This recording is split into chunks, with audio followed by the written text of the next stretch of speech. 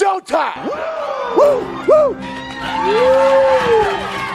Woo, woo, woo, woo, woo, woo, woo. Styling and profiling. Woo, woo,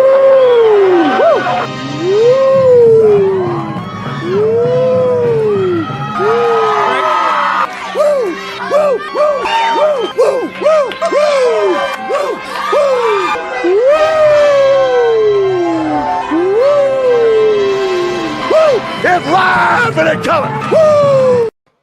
Welcome to the Mafia Sports Report on the Buffalo Fan Base Network. I'm your host, Tommy, to the highest degree, to the TOP from the 313. And by my side is my main man, my toucan Sam, the one they call the Apex Man, Mr. Mikey. Another Monday where we are not in Victory Monday. And here we are. No woo for us. 2 in a row. No woo for us. Yeah, no woo for us.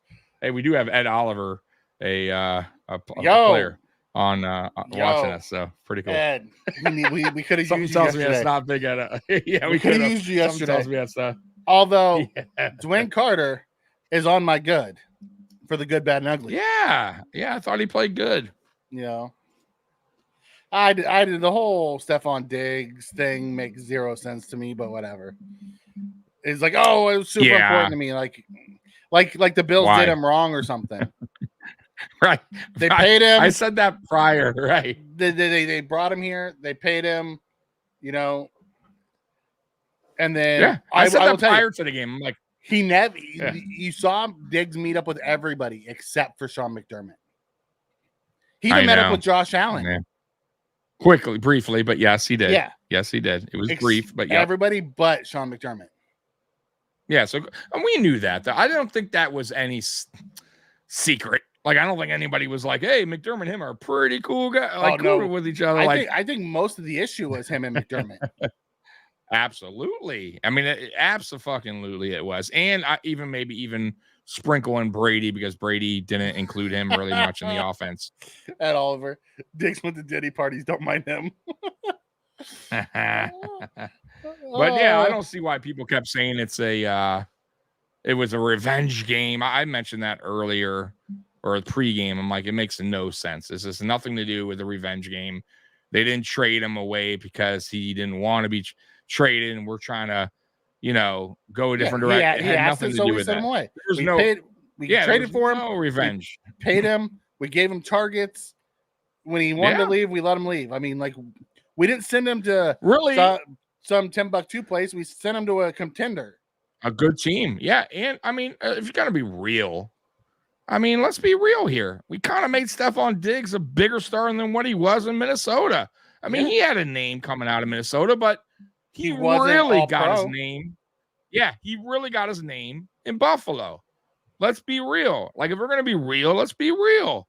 Stephon Diggs, his best games, pretty much best moments came from Buffalo. Or came in Buffalo. So his most iconic is the music. Was the Minnesota play? Yeah, the Minnesota play. I get that, but I'm saying like the most playoff win, playoffs, winning the AFC East. Like, there was a lot to it, right? Like, he was the star here. He was the number 2 to Thielen. Yeah, there exactly, and that's why he wanted to leave. So I don't want to hear it. Exactly. What's up? I hope so, man. Roy. I hope so, Roy. I'd like to be done with the whole Diggs thing. I think Mikey froze. No, I'm here. There you go. You're good now. Can you hear me? I'm good. No, I know you did for a minute. Yep. Okay. Yeah. Here, let me open up. Are you on delay? Are you hearing me late or something? No. Yeah, Mikey's hearing me late. You must be because I'm talking. You're responding very late. Give me a sec. Come back in. Give me a sec. All right, technical difficulties, guys, but that's all right. We'll get through it. Mikey's on a little bit on delay. He'll just probably have to pop out, pop back in. So you're gonna have to deal with my ugly mug for a few seconds. So as we were saying with the stuff on Diggs, look, man, I don't think that was a revenge game. I think that's the media trying to hype it up to be that. It is what it is. I will say he had a pretty good game against us. It wasn't. He wasn't the reason why the Houston Texans won that football game, but I thought he did what Stephon Diggs does. You know what I mean? Almost 100 yards. Guy played well. Yeah, he was choppy on my end, so I don't know. He was good. No, Roy. The problem was not choppy. I'm sorry. The problem was because his internet's something's going on. He was hearing me late, like on a delay. So when I was talking, it was way late response coming to him. So that's why we kept over talking each other. Let's see. He's back. All right. Can you hear me? Better? I heard you the whole time. No, I know that you heard me, but you were on delay. So I think when I was talking, you were getting it late. No, I heard you, and then I responded. Oh, did you? Okay. It just seemed like delay. Okay. It just seemed like you were delayed. That's all. All right. Well, you're good now. I mean, at least good on my end. All right. Good. All right. Yeah, it is what it is. We're gonna have they finally hit the big one. I've been trying to go for it all game. I have no idea what you're talking about. Oh, Shaheed. Houston. They finally hit him. Okay. Dallas comes in and says, "Hey, Mikey, after looking at the Cooper contract, changed my mind. We should go for him, especially after that debacle yesterday." Cooper's the one that I could see us getting. Here's the thing. I don't think we need a elite number one wide receiver. I do think we need a receiver who can separate. And that's where we missed Shakir the most yesterday. He's the one guy who can separate. What we've done different from the first 3 weeks to the last 2 weeks, I've gone back and looked, is we stopped hitting those short routes. Like Josh went deeper yesterday. He did have a few times where he could have hit the short route, but it was deeper in his progression. And I think we need to go back to having those short routes as the top progression, then go deep. We seem to be trying to go deep all of a sudden. Yeah. I had to do something real quick. I'll talk to you after. Okay. I'll talk to you after the podcast. Did you hear the Bills are getting some flack for letting Josh come back after the hit in the head? People talk. Yeah. Me and Tommy were 15 seconds late to start this. That Spin called us out on because we were in a discussion about that. Exactly. Yeah. So if you guys want to dive into it real quick, me and Mikey kind of dived into it off air. Listen, man, of course we don't really know, but from watching the replays over and over and over and over, he definitely got concussed real quick. Mm-hmm. Like a boxer, if any of you guys watch boxing or UFC, almost every knockdown is a slight concussion. They all say that. They're quickly knocked down, or they lose conscious for a quick second. Some of them lose longer. Some of them get knocked out. Josh Allen, I believe, got knocked out for a quick second and got his wits together, and everything was fine again, right? Got rolling. He obviously went into the medical tent. But by the way, people can say, oh, the Bills and this and the NFL. Listen, they went through protocol. It went through the NFL neurologist. It went through the Buffalo Bills. He was cleared. Now, is it the right thing? You guys could debate that. That's a totally different thing. But by protocol, the Buffalo Bills and the NFL looked at him, and he went back out there, and he was fine. Now, will they put him in concussion protocol this week? I have no idea. I have no idea. We'll find out. Hopefully not, because who knows, right? But he definitely was knocked out for a quick second. Don't let that whole my ankle was rolled. That's in my chest. Yeah, nobody even looked at his ankle. Right. Nobody taped his ankle. I didn't see anything like that. So he's just trying to, and by the way, he's being smart about it, obviously, because if he says, oh, I was a little woozy, but I was fine, then they're definitely going to put him in concussion protocol. So he's definitely trying to cover it up in a way, which that's what athletes do. That's what like combat kind of athletes do, right? I'm fine, I'm good. So he's not going to admit that, just like he's not going to admit that he needs help at wide receiver. That's why he's also not going to admit that the coaching is crap. Shit, right? So Josh Allen is going to say the right things, and he's not going to give us really he's gonna be the good soldier. He's going to be the good soldier. That's right. You know what I mean? It's the way he was raised. You don't complain about anything. You're grateful for what you get. He's a farm boy. You know what I mean? You get what you get, and you're grateful for it. You know, it's just the way he is built. I will tell you, talking about the coaching, I am more concerned today than I was yesterday after listening to Sean McDermott, Bobby Babich, and Joe Brady's conversations. None of the three seem to be on the same page. No, they're all over the map. Listen, what we hear from Sean McDermott's the same old coach speak that he delivers every Monday, right? The same crap, especially after losses. I wish I had that one back. I hate that one. Yep. That's on me. I wish I had that back. Okay, Yeah. bro. I heard that a gazillion times. Go ahead. What are you gonna say? Chuck comes in and says, I told you the Bills were going 8-9 this season, but no, you poo-pooed me. We're 3-2. We're not even close to 8-9. Relax.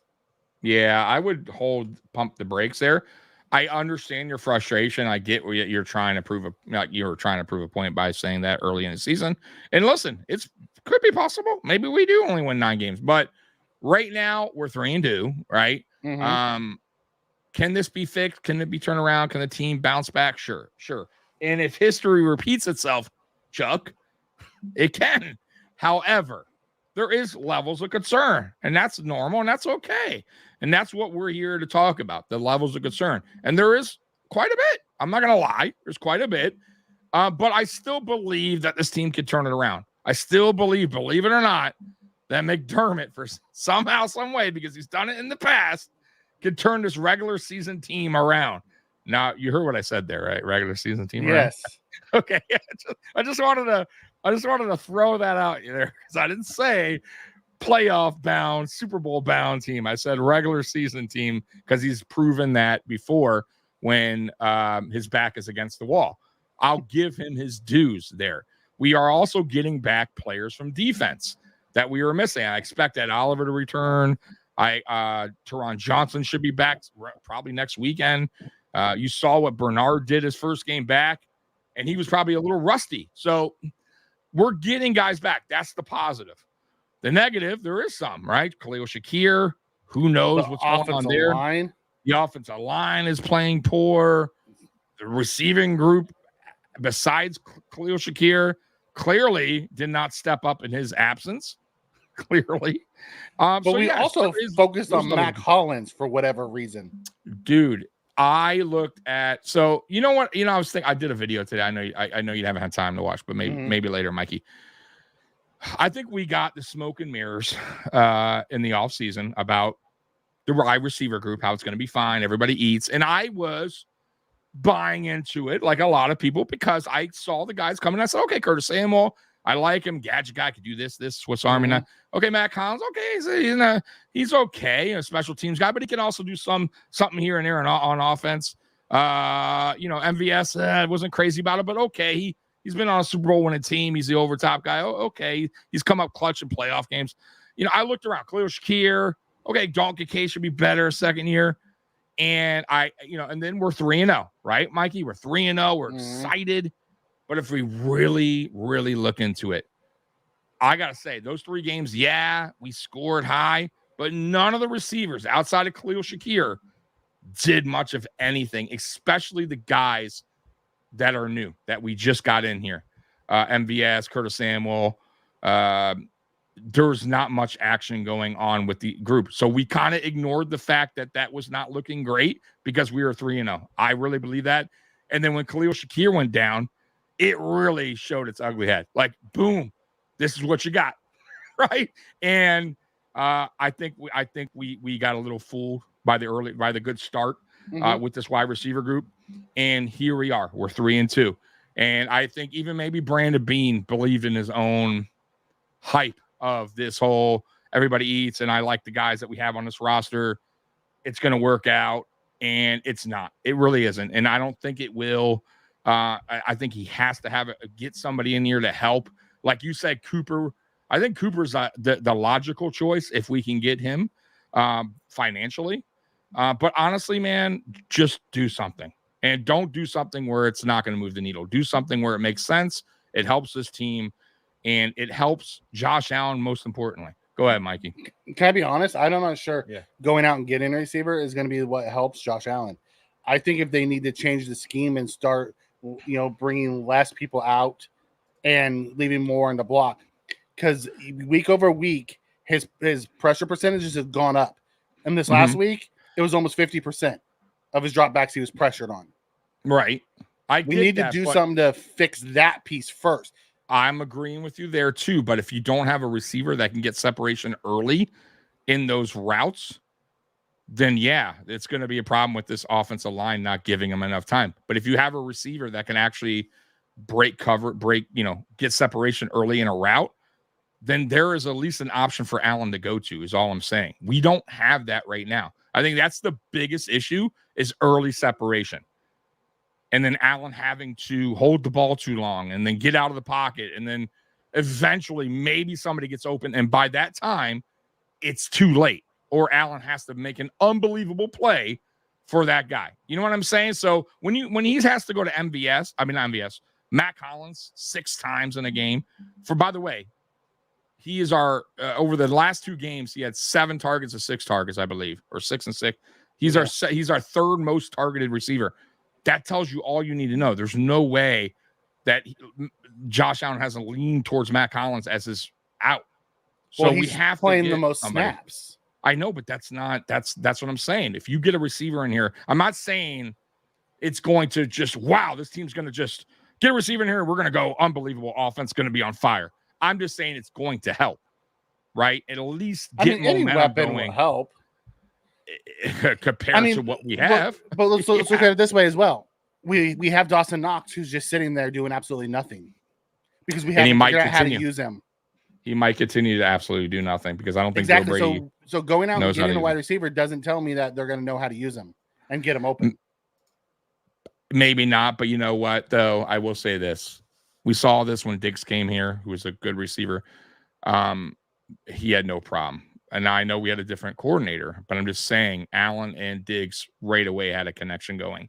Matter of fact, you can even go back to 2019 when Cole Beasley and John Brown came here. If you want to really go back in time, 2018, this roster, wide receiver group, is really not much different than 2018. There's a lot of nobody, right? Shakir's the best one we got. Shakir's the best one, right? Shakir is our best option, right? But I'm saying outside Shakir, there's a lot of nobody. Like Curtis Samuel shouldn't be, but he is. He's playing that way right now, or at least he's being used that way. Yeah, he's being used that way. Exactly.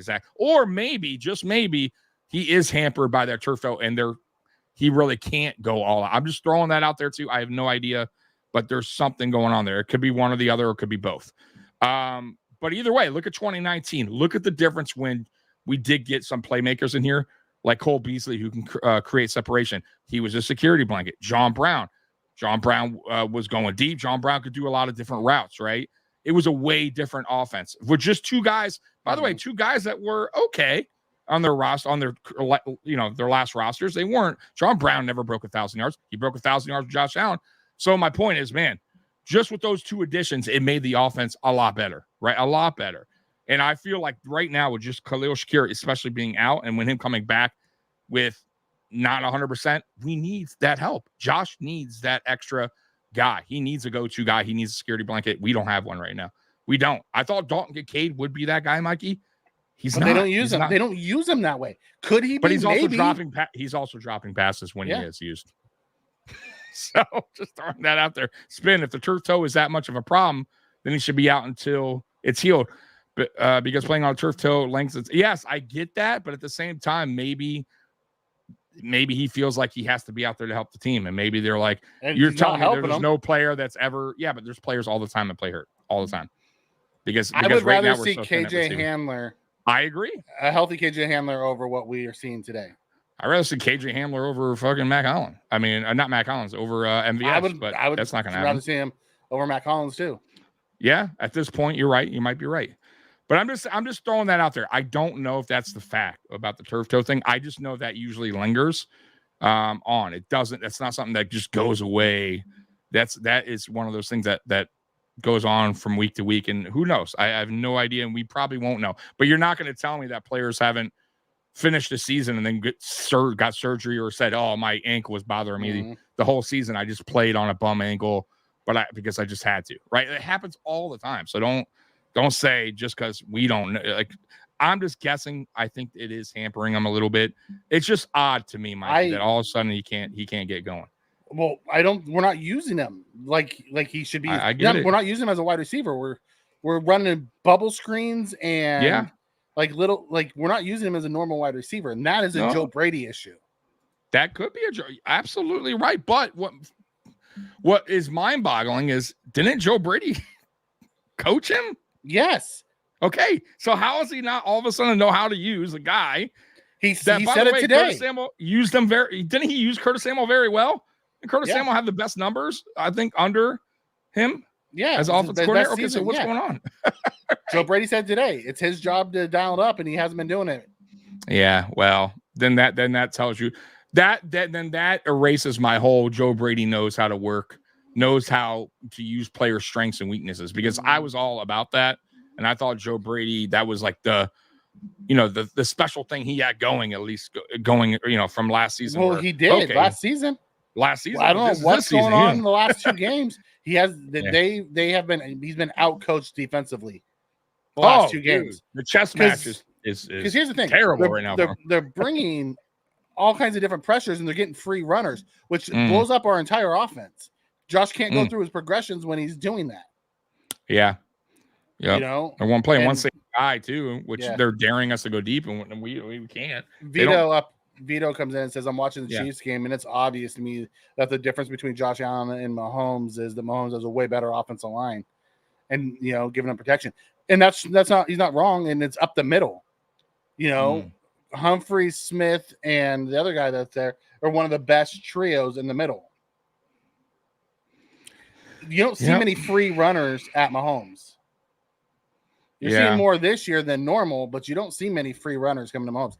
Every game we've been seeing free runners at Josh. And it's like, what is going on? Stop running 7 guys out in routes and start leaving more in to protect, because we're just giving them free runners.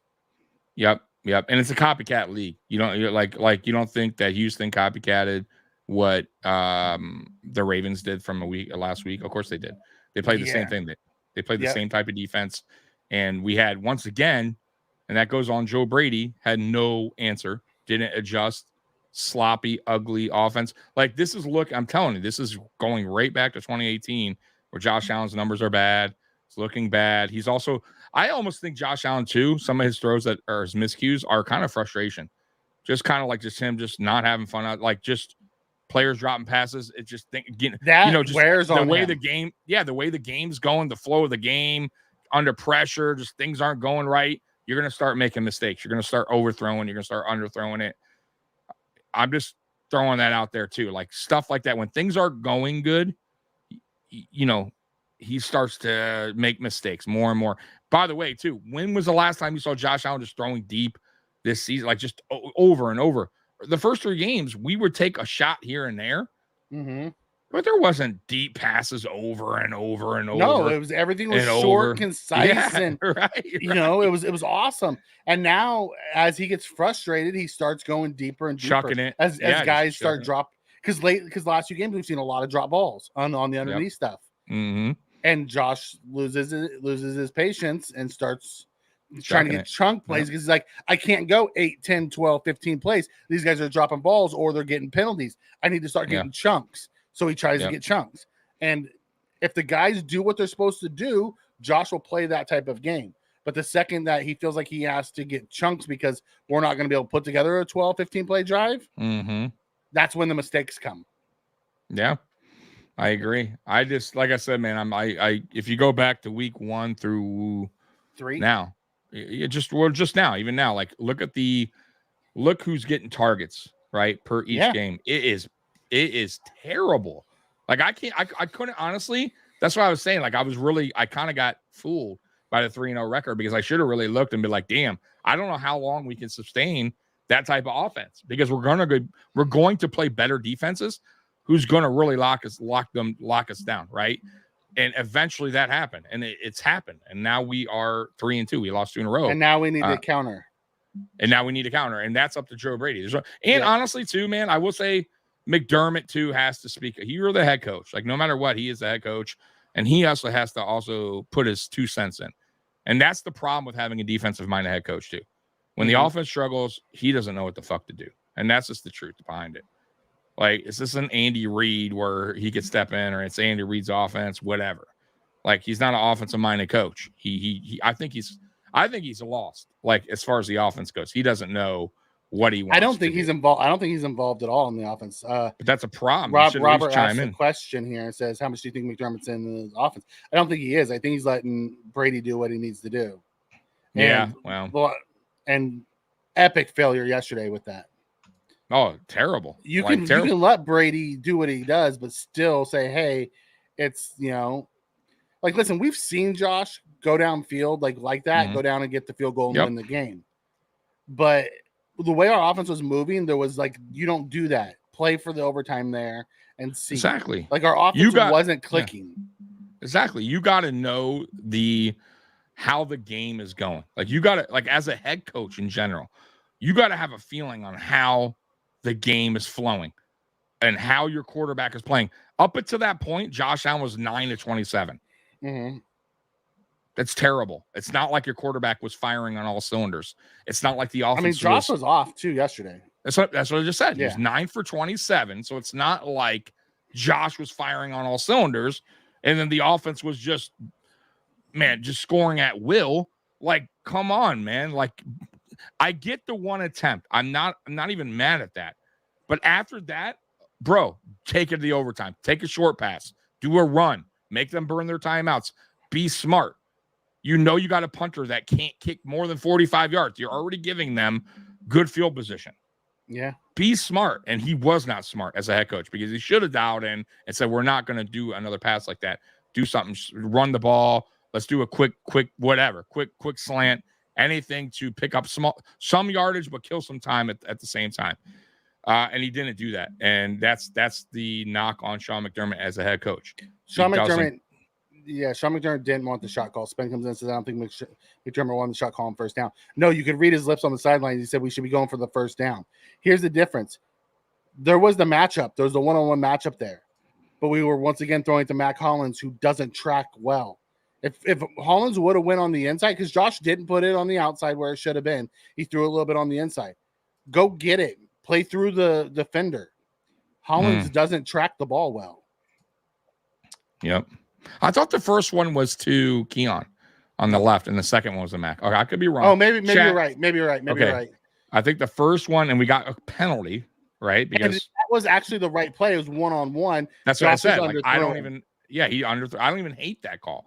I hate the calls after. Now you get, by the way, and you get moved back a yard or two. Mm-hmm. So, it's like, dude, okay, right there, it's over. We had our shot. Let's just burn some clock here. Run the bubbles. If you want to throw the ball, run the bubble screen. See if you can hit on one of those. I mean, you don't have to be chucking it 35 yards downfield. Mm-hmm. I mean, in Josh's defensive, the reason why he went there is he had the one-on-one matchup. He didn't make a great throw, and he has receivers who don't know how to adjust. Mac Hollins is not a tracker. I have no idea, Spin. I don't even know why he's in there for that many plays. Yeah, he led. I believe he led all receivers yesterday in snaps. Probably, which is crazy, really crazy. Like, once again, good guy, cool guy, team guy, but should be wide receiver 4. He should not be wide 1. receiver 5, but I mean, on this team, sure 4. You know what I mean? Sure, on this team he's 4. See, anywhere else he's 5. I thought that's what he was going to be. I thought he was going to come in and be wide receiver 4 or 5. I liked him for that role. I do not like him for a top 3 role at all. Right.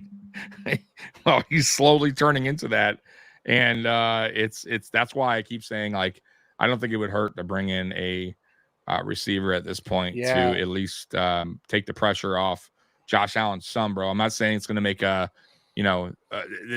getting a Cooper will, all of a sudden we're a Super Bowl contender. I'm not saying that. I'm just saying if we want the season to at least be a fun one, and maybe even we get hot because we now, we have a receiver that could do something. Maybe Khalil Shakir comes back and start getting a little out there.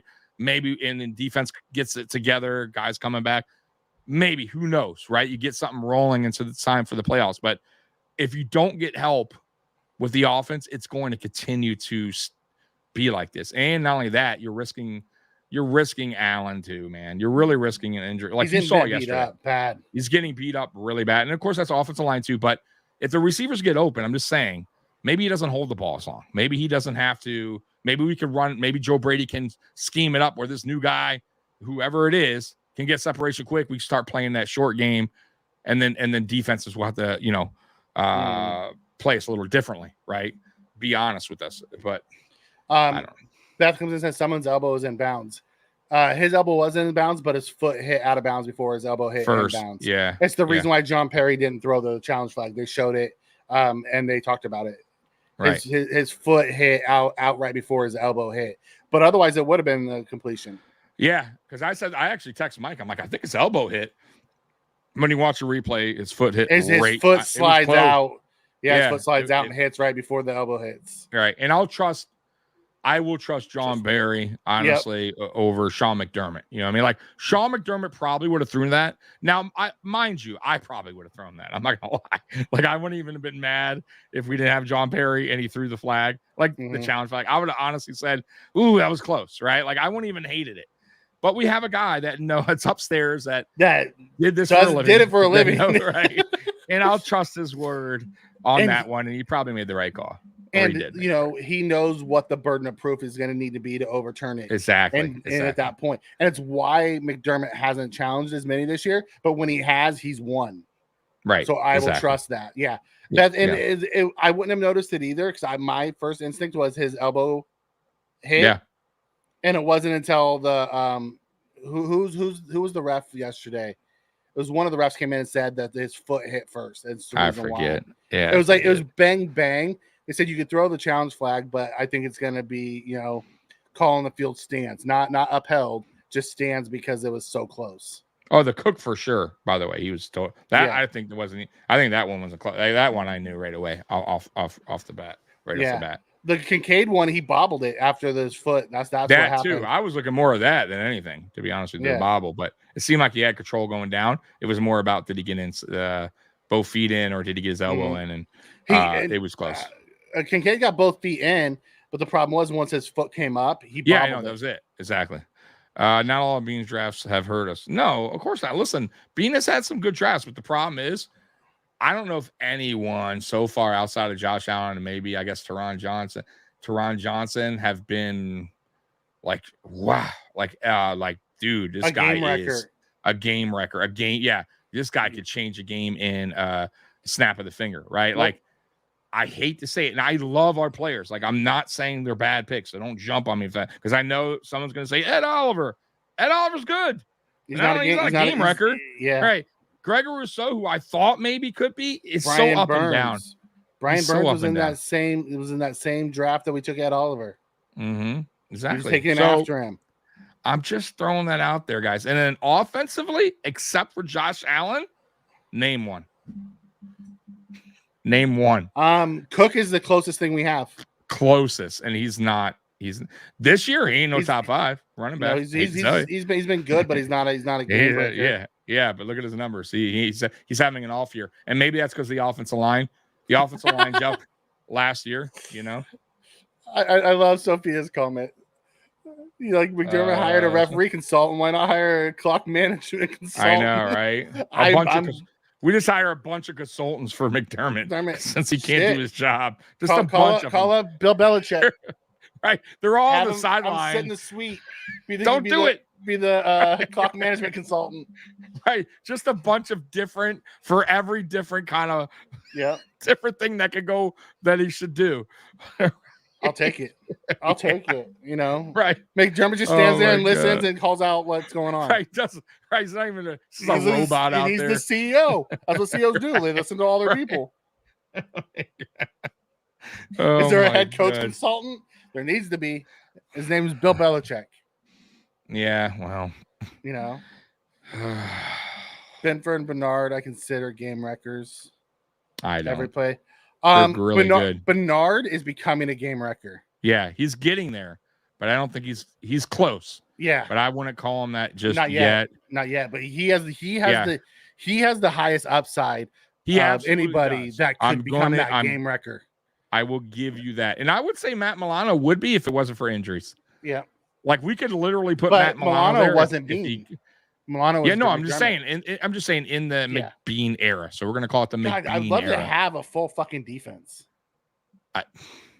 Like we were missing 6 starters yesterday. 6. Yeah. Mm-hmm.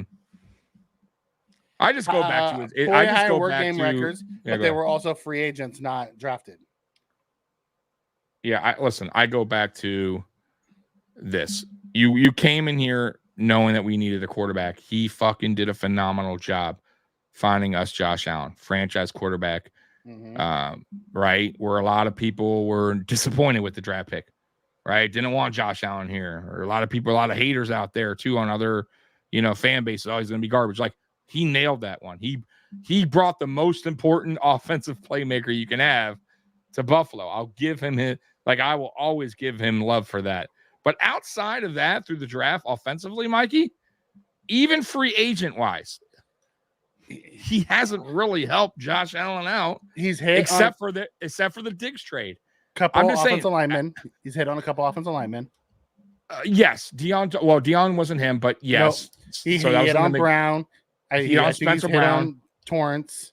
But Spencer Brown's having a weird year. But I do like Brown, so I'm gonna hold there. Cyrus Torrance, yes, but it was really late.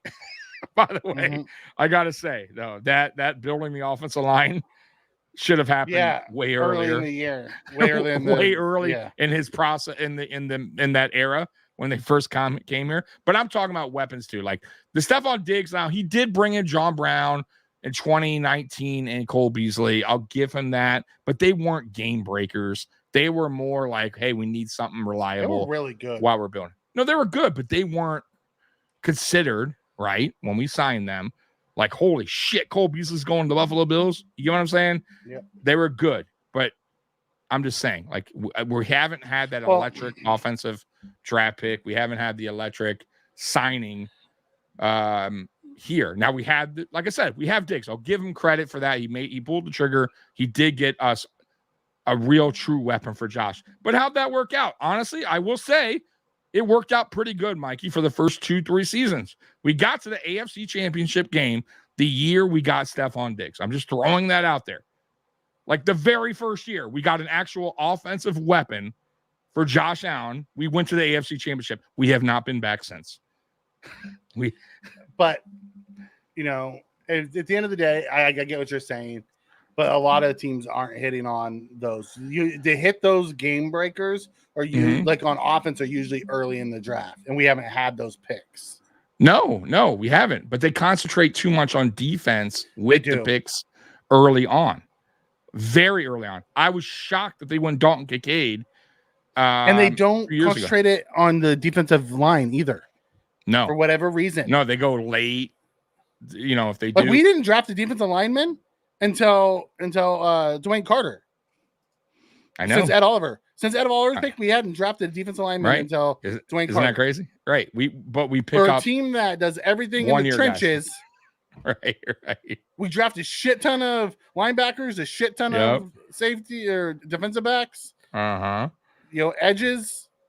And we also draft a lot of project guys. Some work, some do not. We talked about this. I will say, Brandon Bean, I will say the majority of them kind of worked out. I will give him those dues, but some haven't. Some haven't. Some moved on. Some got cut. Some got waived. Some aren't even probably playing anymore. We also did the bad draft pick where we drafted back-to-back edge and Boogie Basham. Probably could have used that somewhere else differently. So he's had some head scratchers that's maybe put this team back a little bit at times or hurting his team. So, but anyways, we are in 2024 now. So there's nothing we can do about the past. The past is the past. I think Bean has drafted well to this point so overall. I'd probably give him a B+ on his overall grades. He hits on a lot of really late guys. Yeah. He hasn't hit on a bunch of really early guys. Yeah. I would say a B+ too, because he did nail, obviously, Josh Allen. Tremaine Edmonds, say what you want about him. That was a good pick. Ed Oliver still was a good pick. Gregory Rousseau was a good pick. Dalton Kincaid right now, I will say it was, but I don't know right now. I'll still say it is, but it's, let's just say the verdict's still out on that one. And there's a lot of other guys, Teron Johnson, and we can go down the list. There's a lot of guys that winded up being really good players. Spencer Brown, the list goes on. But I just feel like, look, man, he doesn't want to step outside his comfort zone. And as a GM, as anybody, it's just in life. Sometimes you got to step outside your comfort zone, to get success. And I feel like he really doesn't like doing that, Mikey. He has like, we've been saying this for years. Yeah, he has it's not going to change. It should. and it It's should not going because to, I think though. I get it, but I'm just saying we're here talking about it. Yeah. I feel like if Bean really wants to get this team to where it needs to be, which is a Super Bowl, not a fucking winning team, not a playoff team, an actual Super Bowl, and win one, you got to sometimes step outside your comfort zone, and you got to do some stuff that sometimes makes you uncomfortable, even if it doesn't work out, even if it doesn't. And I will be okay with that as long as he's not overdoing it. You get what I mean? There's different GMs that overdo it, right? Oh man, they go heavy and it just backfires and boom, they're the Eagles, next thing you know. The Eagles just did that. Exactly. I'm not saying do that. I'm just saying there is when Jets there comes did that. little, yeah. Oh, big time. The Cleveland Browns did that. Yeah. Okay. So I'm not saying he should go all out and go crazy and just shop away and just try to do this 1 year thing. But when an opportunity comes and we need that opportunity can really kind of help this team out, at least for this, I think, man, it's okay to sometimes go outside your comfort zone and pull the trigger if you feel like it's going to, help improve the team. So that's all I'm saying about that. Y'all can think what you want, but that's how I feel when it comes to the Bean. And we're not trying to say that name a GM who picks perfect player with every pick. We're not saying absolutely. That. Yeah. I think Tommy's whole point was we've hit on one game changer in his time here. He wants to see more game changers hit or taking a shot at more game changers, not all projects. Exactly. And it doesn't always have to, I'm just saying it doesn't always have to be through the draft. I get that. So the problem is this, when you're a good team, and I understand, and Spin, by the way, I think me and Mikey have said that a zillion times. Bro, there is no GM that's perfect. You can go back to any fucking GM, any team, and go, man, they missed out on this guy. Man, they missed out. Man, why didn't they draft this guy? Of course, I get that. It's reality. We all know this, right? Like, I'm not dumb. And I'm not saying Brandon Bean has had bad drafts. I'm giving him a B+. That's very good. But I'm just saying we haven't had that unbelievable game changer outside Josh Allen. Now, also, I will say we don't always draft early either. We're a good team. So we have the unfortunate thing of drafting late in every round, which doesn't help. I get that. But there's also free agents available that he passes on. And he decides to pay in-house, meaning that's another thing he likes to do, right? You draft a player, he wants to bring you back because that's his guy, and he whatever. He thinks he earned it, so he's going to pay it. Everything's in-house with him, which is fine, but sometimes that backfires, right? And it kind of has. And if you really, really look at the contracts, when he could have went out and signed like guys that instead of bearing the money in somebody else. But of course, like I said, Mikey, right? We can always go back in time. Yeah. And I get what you're going to say. Oh, you can go back in time and you can't do it. But dude, we have buried some money in a lot of players that are underperforming on this football team when the money could have been used elsewhere on guys that we passed up on because we wanted certain guys to stay in Buffalo, and it's not worked out. And that's just the truth. Y'all have to accept that. But we also have to look at it from the fact of you have to pick the right guys as well. Yes. So say Ed Oliver, for example. Ed Oliver's good. Yes, but there was guys chosen after him who are game wreckers. Wilkins, game wrecker. He's picked the player after him. Then you have Lawrence.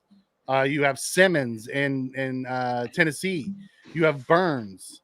All these guys were chosen after Ed Oliver that had turned into game wreckers. And Ed is good, but he's not consistent. Like when Ed starts wrecking games, he wrecks games. Also, it goes back to our defense. Yeah. Our defense is very much a shell defense. And we rush forward. There is no creative, get after him. So part of it is some of these guys may not look great and they could be really good. Let's just take last year.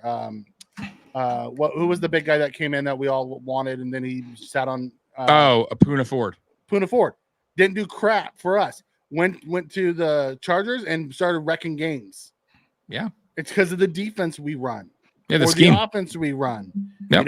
It's I agree with that too. I agree with that because we have seen very safe. We've seen players leave here that have played better outside of Buffalo. That is very true. Look at The running back, Zach Moss, has excelled since leaving Buffalo. Even like you said, Puna. There's other players that have upped their game since leaving Buffalo because of the scheme. I get that, but I'm just saying, look, I know every NFL team has certain issues. I'm just saying the same issues. Yeah, but I'm not going to but I don't care about every team. Like, I care about this team, and I care about the opportunities that have come and gone for this team. I'm just saying there has been players that Bean at least could have attempted to sign or traded for, and he stuck to his guns and he chose not to make the move. And that's what I mean about stepping outside the comfort zone. That's all I'm saying. I'm not saying he has to do it all the time. I'm just saying, like, there's been some bad choices of guys that he's brought in here that has backfired instead of spending the money elsewhere. And I don't even know if it's bad choices. I think it's just bad fits. MVS was a bad choice. Okay, plain and simple. That's fine. I mean, I said that from get-go. I think I don't know if anyone I else was leaning more towards what the comments are talking about, where they say Ed and AJ could be good fits on a very aggressive defense. Pretty sure most GMs would have taken Oliver over. Yes, and I'm not saying that. He wasn't the top-rated defensive tackle. That was Quinn Williams. Correct. He was the top-rated defensive tackle, and he went before Ed, as he should have. At the end of the day, it's also part development. You know what I mean? Are the guys going to develop into those game makers? And they haven't been. Yeah, and Ed Oliver, I will say this: the only knock out of him coming out of the draft was he was undersized for his position, and he is. Like, we can't say he's not. However, he is a good player. He is a good player. We're not knocking Ed Oliver at all. I think Ed Oliver is a really good football player. I'm glad they re-signed him. I'm not even saying that's a bad. Matter of fact, I'm not even including him in the signings that are underperforming. He's not one of them. Like, forget Ed Oliver. I think Ed Oliver's fine. Honestly, I do. I do. I think it's the Dawson Knoxes, the Tyler Basses. Who else is getting Matt Milano, guys that aren't on the field right now for the past 2 years. There's a lot of guys getting paid right now that are underperforming their contract. And even AJ Epinesa has not really shown up this year like he did last year. I thought last year he played way better. And I don't know if that's because he's now a starter. I don't know if that makes a difference. I'm just throwing that out there.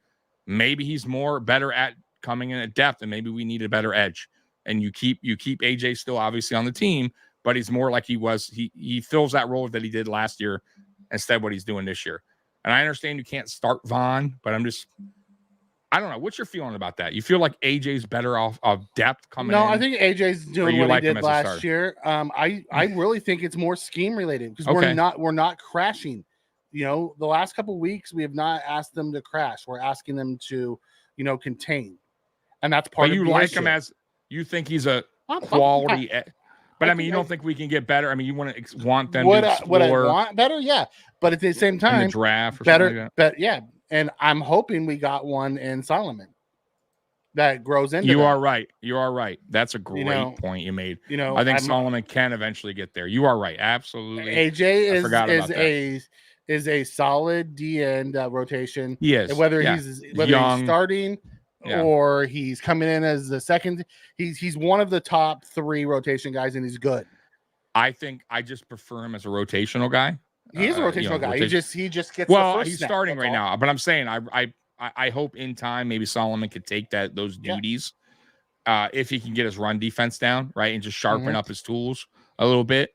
And then you have AJ right as a rotational guy because Vaughn's not going to be here much longer, right? Like Vaughn is probably out after. What do you think? Vaughn's out after this year, maybe one more year? Probably. Possibly. Okay. Probably. We'll see. Spain comes in and says, okay, who are you getting other than MVS that's better? At that time, I would have taken Tyler Boyd. Got about the same amount of money. I think MVS got more money. I think Tyler Boyd's better than MVS. I won't even have signed. Who cares? I wouldn't even sign MVS, period. I would have gotten somebody else anywhere, anything. It doesn't even matter. Different position. He's terrible. Like, really? Like, you think we can't do better than, have you seen what he's done? Like, he's not good. Like, he is not, at least not good right now, not on this team. Like, he has done Noah Brown was cut, and we didn't try to go get him. Exactly.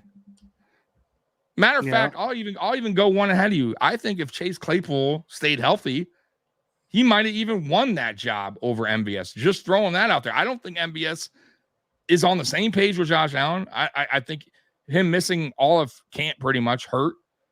He struggled in camp. He dropped balls multiple times in camp. He didn't look good from the jump. His first pass attempt in preseason was a drop pass.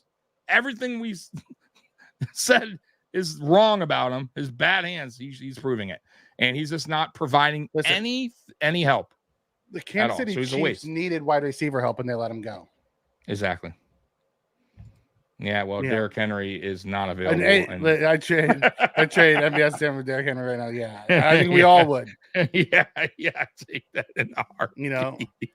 At least we weren't. At least we weren't the Raiders who took Colin Farrell at 4. Yeah. It's just listen. There's been mistakes. There's also some of it's on the players for not continuing to grow and executing. At the end of the day, I would like to see us start putting some more, and I said this in the offseason, I really want us to start to see us putting more investments in the offense. But he's a defensive head coach, so that's where he puts his money. But I want to see that money go into the defensive line. And actually good guys, not guys that are like, oh, he might break out. Right. Like the Casey Two-Hills. Like, I don't need to see more Casey Two-Hills or Tim Settles or Vernon Butlers or those type of guys. Right. Burns was a free agent. They gave up a 2nd and a 4th to get him. You're telling me we couldn't give up a 2nd and a 4th to go get Brian Burns to be on the other side of Greg Rousseau? Yeah. I'm not saying everybody on the same page preseason. I'm just saying, you're saying nobody plays. So listen, we're 5 games in. I also think that could be maybe the first 2-3 games. We're 5 games in. Like, there should be no excuse up at this point why the offense is not clicking by now. Like, I hate that. I get where you're going. I get it. And it's a fairly new offense, new players. That wasn't where I was going with that. No, I'm just saying I get kind of that, but I don't buy into it 5 weeks in the season that they. I think the issue on the long ball is due to because long ball is all timing. Oh, absolutely. So when people are like, "Oh, he's missing on long ball," he's constantly getting new receivers every year. Like even last year, he had all new receivers except for Diggs and Davis. Mm-hmm. You know what I mean? No, I'll give you that. Yeah, I'll give you that. Every year we're not building a young core for him and letting him grow. It's just not happening. We're constantly grabbing 1-year guys and bringing them in. 1-year guys. Yep. Well, that's the thrift store shopping that I'm talking about, Mikey. Yeah. When it comes to the offense. So how many thrift store players are going to continue? And not only do we have we have a shit ton on offense. Like, a lot of these guys are 1-year guys, like, that are going to be in and out. And we're going to be right back to the thrift store again. Why next I wanted year. us to grab 2 receivers last year. Start building a young core. So you don't need to have that thrift store shopping all the time. Because you could have Shakir and Coleman and whoever. You know what I mean? I'm with you. And you could have started building those with those 3. Absolutely. Then you could have Samuel as the 4th guy, and you could have had, another guy as, Hollins or whoever as your special teams / receiver guy, and you're starting to build a young core. Right. That's the Green Bay's path. Green Bay took like 5 receivers in 2 drafts. Yep. No, I'm with you there. I couldn't agree with you more. Like, I am totally on board with you. I was shocked that we didn't take another receiver in that draft when they were available. But like I said, that goes back to Bean's belief that the guys he brought in here in the free agency were guys that were going to, I guess, fit in the offense that Joe Brady wants. And that goes back to him trusting his coaches. That's what Bean's job is, to give the coaches what they need or what they're asking for. And if Bean's going out and getting the guys that the coaches are asking for, then it's a coaching issue. And I agree, Dallas, we're wasting Josh's prime. But also, Josh flat out sucked yesterday. Oh, he was off. And it got worse as the game went on and people were dropping balls. He started getting pissed off and he started chucking it. Yeah, chucking it. Just trying to get chunk trying plays. too hard to make something happen out of nothing. Mm-hmm. That is typical. That's old Josh Allen. That's the Josh Allen like we don't want to see, right? That's the one we saw yesterday. Right. Troy Franklin. Spin. That's who I wanted. McDermott, thoughts? Thumbs up or thumbs down? You can go ahead and Thumbs do that, down. That was quick. Absolutely, thumbs down. Yeah. There's no debating that. Like, we give him all the credit in the world for what he's done for this team as far as the turnaround. But we're in year 8, folks. And listen, how much longer are you going to go? If Allen requested a trade, I would lose my shit because I'm a Bills fan. But I would not blame him. Yeah, dude. If that happened, I would say this right now. The Pagula is really fucked up because you're letting Josh Allen go because of your fucking stinginess on keeping your coach around that continues to struggle in certain aspects of coaching. And you're scared to once again get out of your comfort zone. Because let's be real, Mikey. The coach, the owner, Pagula, is in a comfort zone as well. He's scared to go out of his comfort zone because he's fine right now how it is, right? We're still a winning team. We're putting butts in the seats. Got this new stadium. We're still winning the East, right? We still can make the playoffs. But is that really what you want? Is that good enough? For a lot of us, that's not. And I think some of a super competitive quarterback. Yeah, exactly. And I think Bills Mafia too is caught up a little bit in their comfort zone of being scared where, oh God, we get a new coach and we could be bad again. Guys, sometimes you got to step outside of that to gain success. And you've seen teams throughout all of sports do that, where they're like, damn, we really love this coach. He's been here forever, but we got to move on. Like, we're not getting to where we. Yesterday was the prime example of not learning your lesson and growing. He says growth mindset.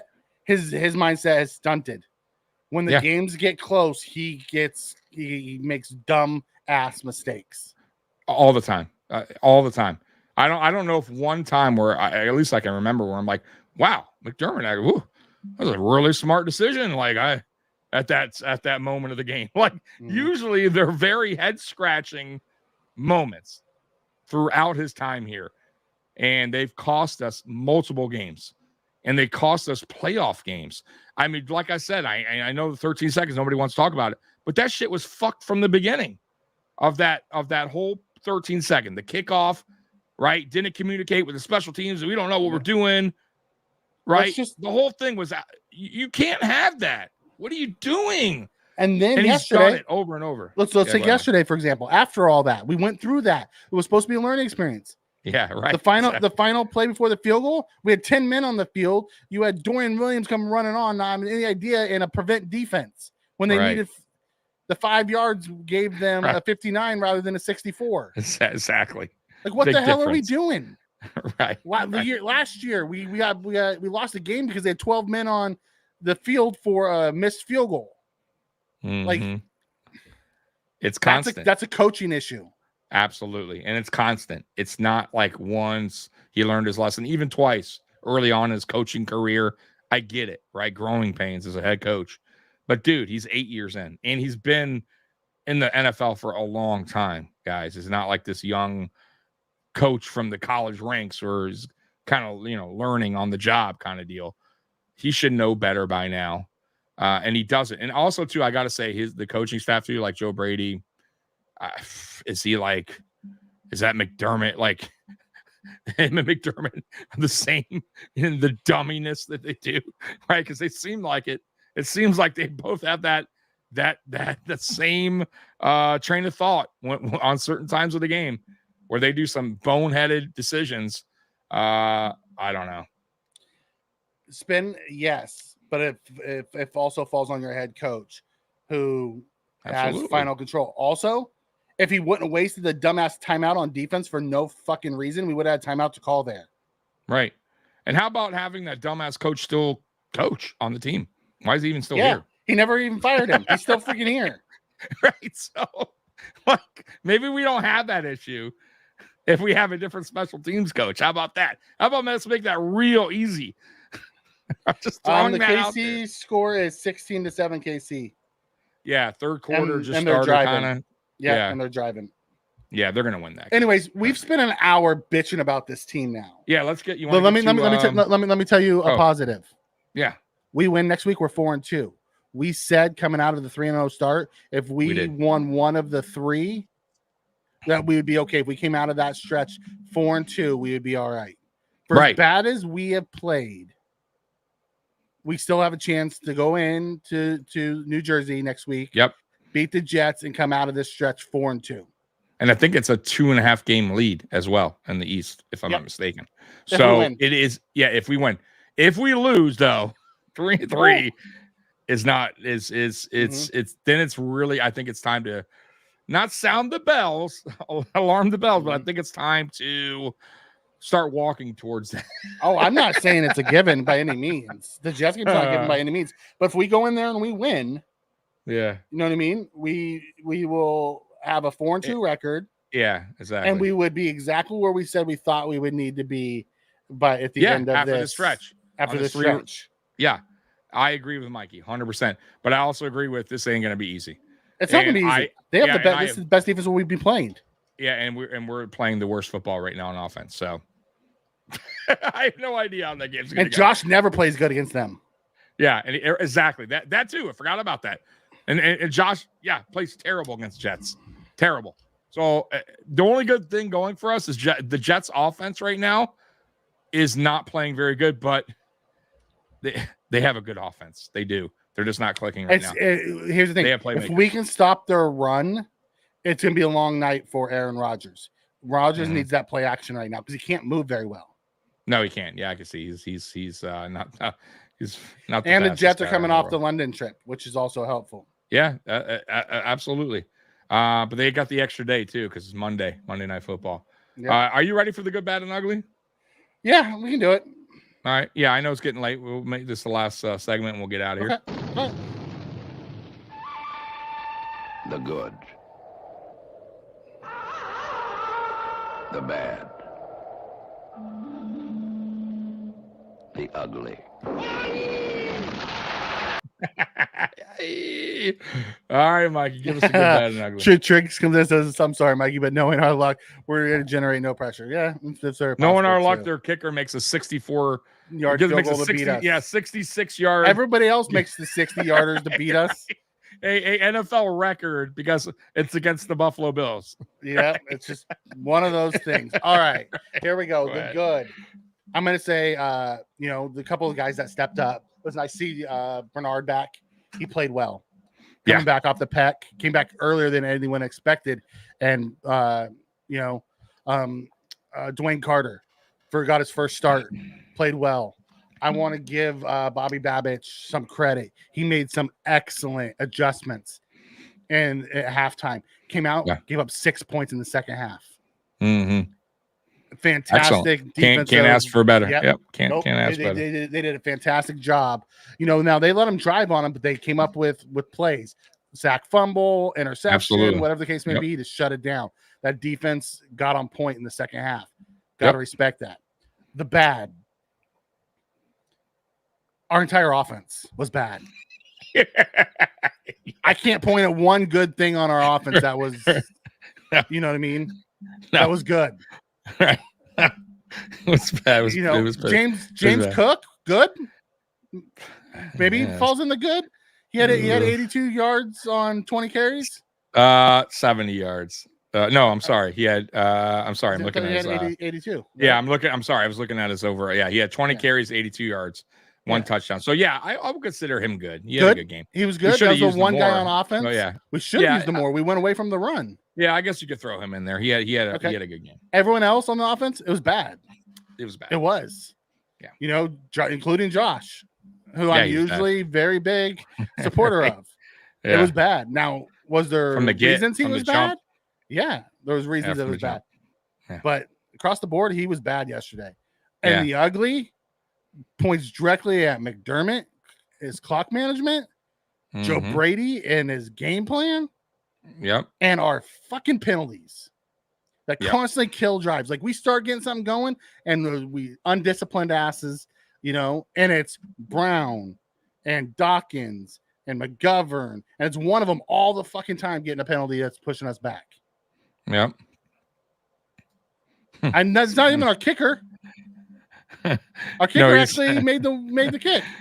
Yeah, he's saying if you had a 55 or 99%. Make 65. Yes. Right. Yeah. Yes. Bring back the Josh Allen arm punt. Shit. I felt better about it. Josh's, decision making yesterday was shoddy from jump when he decided to try to throw it rather than run for first downs, and then later he tried to run for first downs. Yeah. Like he was off the entire fucking game. Yeah.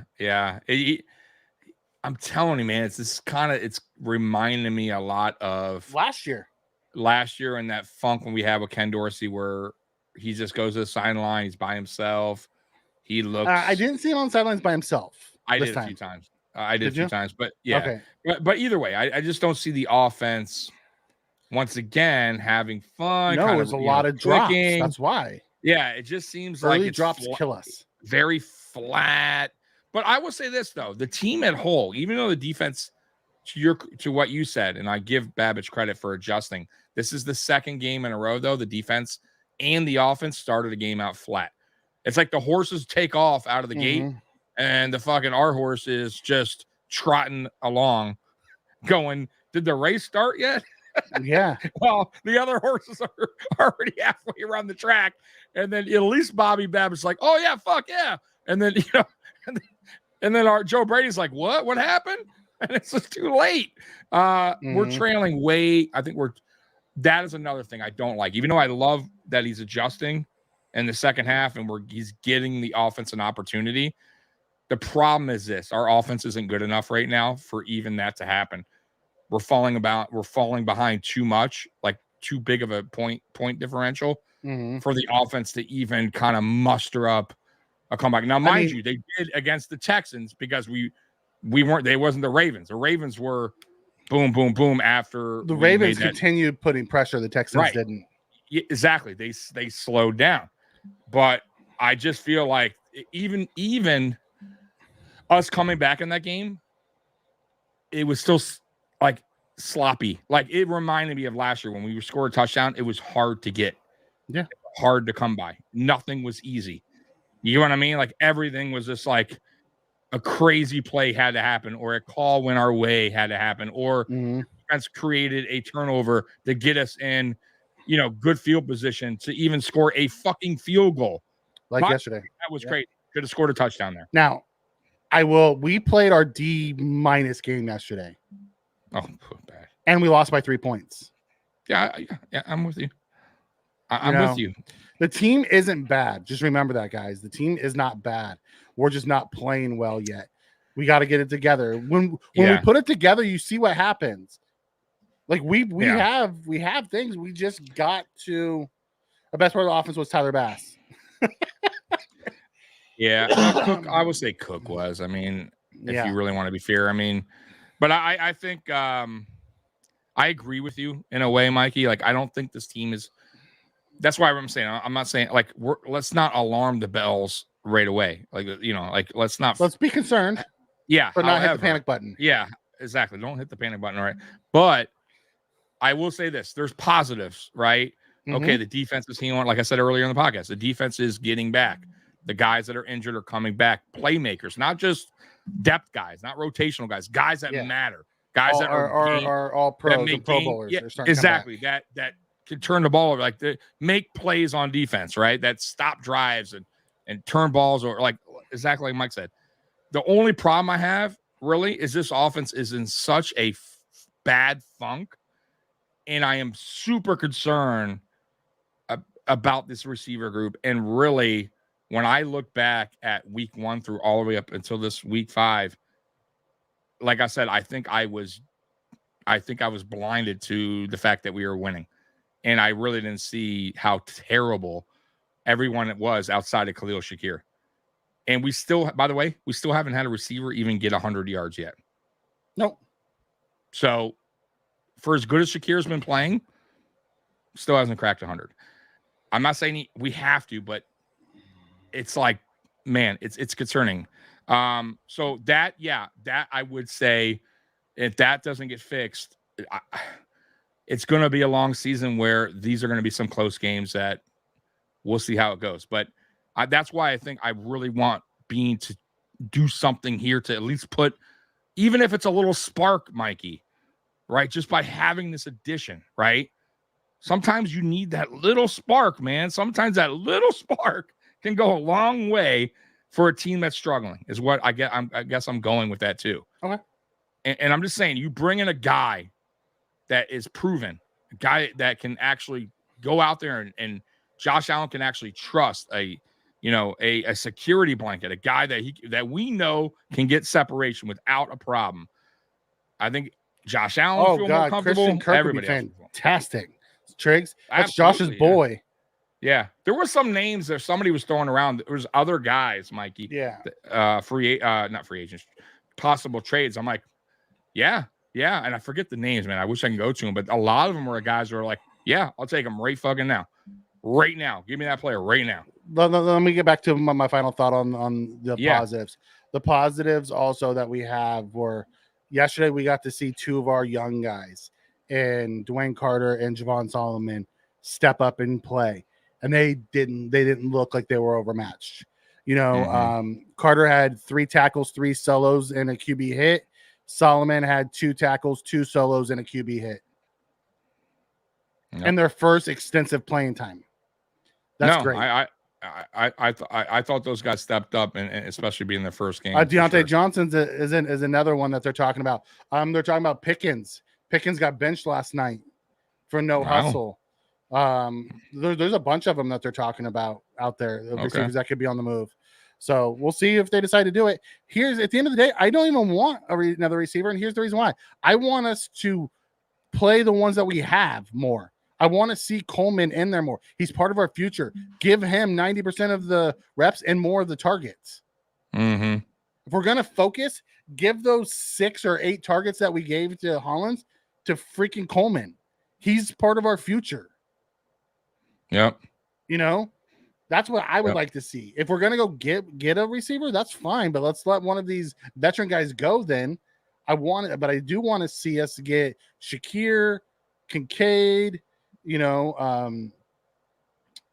Coleman, Knox, and Samuel. All 5 of those guys are part of this future for the next 3 years at least. We need to get those guys targets, and we're not. We're giving them to MVS, and we're giving them to Mac Hollins and those type of things. Like, even Cook had freaking 2 targets yesterday. I know. Remember, I read you that stat. So yesterday's game, the Bills ran 61 plays. Mm-hmm. Keon Coleman and Dalton Kincaid were not on the field for 38% of them. For almost 40% of the plays. Yeah. That's crazy. That's on Joe Brady. Yeah, 100%. we had number 70 as a receiving option. All game. Like, what is going on here? And they were still got almost 50% pressure on Josh Allen. Right. It's crazy. And like I said too, the other thing, dude, Dawson Knox, to go back on him. Okay, man, if you're not going to use him as a receiver, get him to help blocking then for Josh. Keep him as a blocker then. Figure it out. Triggs comes in and says, if we're not going to trade for a wide receiver, at least trade for a safety. We had a chance to go get Jeremy Chin. We had a chance to get McKinney. Simmons. We had a chance to get the guy that went to that everyone wanted, Simmons. Like, there was probably 6 to 8 safeties on the market that we could have went out and got, and we got nobody. Chilling. And we got nobody. Got Mike Edwards, who we're not even playing. Not even playing. So clearly they feel like he's not better than Bishop Bishop made a mistake early in the game, got better as the game went. Yeah. Now, if Bishop's going to be where we go to get him up and running, I'm fine with that. He's going to leave the guy out there, let him make his rookie mistakes, and let's move it on. Mm-hmm. But DeMar, man, he hurt us yesterday too. Yeah, Sean McDermott was screaming at him on the sidelines as the guy he cut inside and the guy went on the outside. Yeah, like, he knows better than that shit. He didn't want to go in and tackle him. All right. Yeah, the safety position's hurting us. It's it's one of the Puna Ford. it's what we said going into the season. What our concerns were. Safety was our main concern, and I felt like linebacker at the time, possibly for depth. But I feel really like well. Yeah, but then like I said though, Dorian has stepped up. So I kind of took right now it's really safety and wide receiver group that are really, I think, hurting this team big time. Everywhere else, I feel like James Cook is doing a fine job. I don't think I don't agree with a lot of you guys where you think he's this great running back. I think he's a good running back, but he's doing fine this year. I'm not going to totally knock him. I don't think he's doing great. He's averaging like 4.5, 4.4 yards a carry. It's not anything that's pretty good. Yeah, but it's not top where some of these guys are getting 5, right? 5.2. Who's getting 5 yards a carry?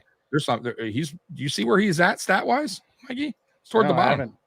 Oh, he's not very good in stats as far as overall running. You got to go look at the NFL stats. Last I looked, he was towards the middle of the NFL in runs. Let me see. Now, that could have changed, by the way, because we played. I'm just throwing that. So yeah, and by the way, average. Let's see here. If you go, so Derrick Henry is at 6.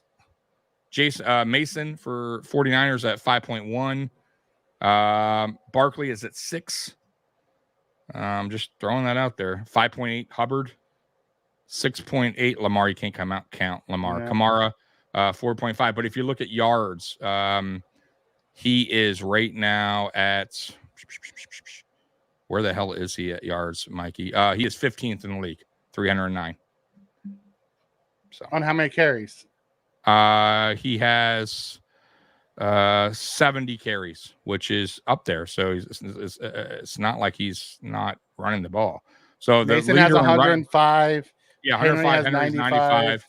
So right now he's 14th. And he's 15th in running. So he's right. He's almost in line with Aaron Jones and Jonathan Taylor. He's creeping in the top 10. And Brian Robinson. Yeah. Yeah. But that's still not a top 5 right now. I'm saying now that could change. I'm not saying he's bad. I'm just saying he's not a top 5 running back to date now. That could change. I'm not saying that can't change. Slow down, guys. Man, you guys are like infatuated with James Cook. He's good, but he won't be here after his rookie year. So you can buy his jersey all you want. I promise you, he won't be here after his rookie. Yeah. Anyways, is that it for the night? Yeah, I think that was it. That was my good, bad, and ugly for the night. Just remember there are positives that came out of this game. For as bad as we played, we lost by 3 points. Yeah, I get it, but a loss is a loss, and a win is a win, as they say. But if you're trying to find positives, the earth isn't crumbling underneath us. I get you, but there is a massive hurricane coming to Florida. I want to wish everyone and anyone that lives there. Yeah, man. They have it as a 5, category 5. So it is going to be brutal. So, send your prayers to anyone out there. By the way, Captain D lives right where it's going to hit. Oh, no. Is he getting out of town? No, he's just boarding up, man. I wish him well because the last one that hit him bad too. So everybody, if you know Captain D is my buddy, wish him well. Send prayers your way. That thing's landing Wednesday or Thursday where he stays. Also, Anthony as well is getting hit. He's on the AFC shakedown. He is in that part of Florida too, in Tampa area. Mm-hmm. So once again, man, shout out to Anthony. I hope everything works out for you. You're right. The offense is concerning. There are concerns out there, but just remember, it's not crumbling yet. No, it's not. Little Chicken says the sky's falling. Yeah, we're still a long ways away. We still got 12 weeks of season left. Yeah, and really, I will say this: the only thing that's like. We're in a bad division right now. I hate to say it, man. Yeah. We may win this division by default because they're so bad. Like the Patriots are terrible. The Dolphins have their own issues. They're pretty bad. And the Jets can't find their way on offense. I will say this. We can get by the Jets, we'll be all right. But here's a problem, Mikey, I will say. And I'll throw this at you too. For what we're talking about right now, you don't think Jets fans are saying the same thing on their podcast channels? Absolutely they are. They're having the same issues on offense. Right. So they're optimistic too, just like us, going, well, if we beat the Bills Right, we're 4-2. If our offense could get going, they'd be 3-3. The only difference is what, though? I will say this between our offense and theirs: they have some pretty good playmakers that just haven't really. But they don't. But they don't have the guy. They don't have Josh Allen. Josh Allen. Yeah, that's right. Because if we didn't have Josh Allen, we'd probably be 0-5 to this point. Oh, dude, we wouldn't have won a game at all. Dude, not at all. So, but I'm just saying, I'm just pointing that out too. They are kind of in the same boat as we are, and I'm sure on their podcast they're screaming the same thing. What the hell is going on with the offense? So let's hope we figure it out before they do. How about that? This is a great one. If Tua comes back soon, can Miami make a run for the division? I don't think so. Depending on how shitty the Jets and the Bills continue to play. Yeah. I'll be honest with you. They did win yesterday.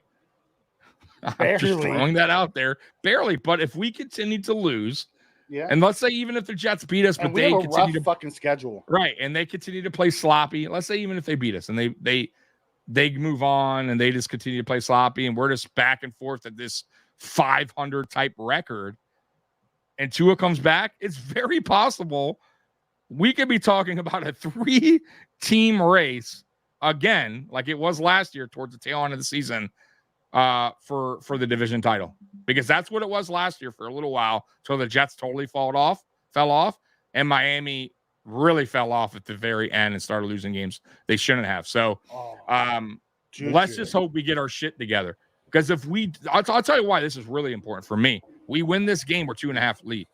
That's a it's a big difference. Actually, I think it's more than 2.5. I think it goes to 3.5 because they're already 2 games behind us, aren't they? Is it the Dolphins? I think the Jets will make it 2.5. You're right. The Jets are only 1 behind us. Yeah, and it would be the Dolphins 3.5. Yeah, so you're right. But I'm just saying, still a 2.5 lead. It will at least put us at some kind of like breathing room, like buffer. Okay. Give us the buffer. Yeah, right, exactly. Where we can make a mistake or lose a game, we shouldn't lose or something.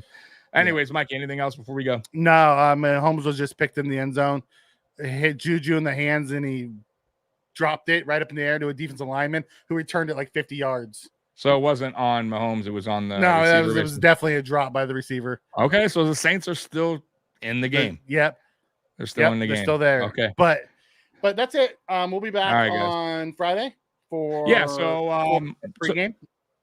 So tomorrow, Wednesday actually is my dog's barking. Wednesday is Mafia Talk with Jay and Big Cuz. They start at 8:00. They'll be recapping this game and previewing the Jets game. And then Thursday is Mafia Means Family podcast. Then Friday is me and Mikey again at 9 p.m. Saturday is Mikey and Howie for the Fantasy Kingdom Fantasy Football Show at 2 p.m. Normal time, 2 p.m. And I noticed your guys are picking up some steam, getting some new followers, subscribers. It's good fun. For you guys. Spins usually in there, and a bunch of these guys that are over here come in and mess with us. It's fun. Yeah, it's a good time. In there. Good. Yeah, even I hang out sometimes. It's fun. Yeah, you guys are. It's a fun time in there. You guys are doing your thing, and then AFC Shakedown at 4 p.m. And then that's it. And then obviously pregame, postgame on Monday night. And that's it. That's all I got for you guys. Is there any last words, Mikey, that you want to say, or any last comments here before we go? I like this one. Take guts to make putts. I expect a close loss in New York next week, and then I expect an 8-3, 9-2 run to finish the year strong. If they beat the Jets next week, it'll lock in the division early. Big week for us. Ooh, it is. You know who's also really struggling that they're talking about is San Francisco. I know. So we're not the only guys. That is true. We are not the only team right now that's having some issues, especially on offense. Quick too, guys, before we go, there's 1,400 of you guys watching right now. I know a lot of you guys are on Twitter right now. If you guys can do us a favor, man, go to YouTube, subscribe to Mafia Sports Report, hit the notification bell, because we put out content pretty much daily. And we go live almost daily. So you're missing a lot if you're not watching, if you're only watching on Monday nights on Twitter. So do us that solid. Hit the subscribe, hit the notification bell. This way you know when we go live. And other than that, man, Bills Mafia, man, we appreciate you guys rocking with us. Yeah, go ahead, it was Saunders. The old Saunders? teammate. His old teammate's the defensive lineman that picked him off. Oh, and yes, it does fun. And you guys, they do come in. Spin comes in just to blame one of us for his. Oh, he loves it. Spin loves it. Yeah, Roy's always coming in. And Roy was right. Roy had the Houston Texans winning last week, and you were correct, Roy. So salute to you on. Yeah, are we gonna see the butt crack tonight? The no butt crack. No pumice crack tonight. No pumice crack. You guys don't get that. It's one and done. You missed out, Mike. You missed out. I seen it. We're good. You did. Bills Mafia, we love you, and as always, go Bills. We're out of here. Peace. All right, let me end this.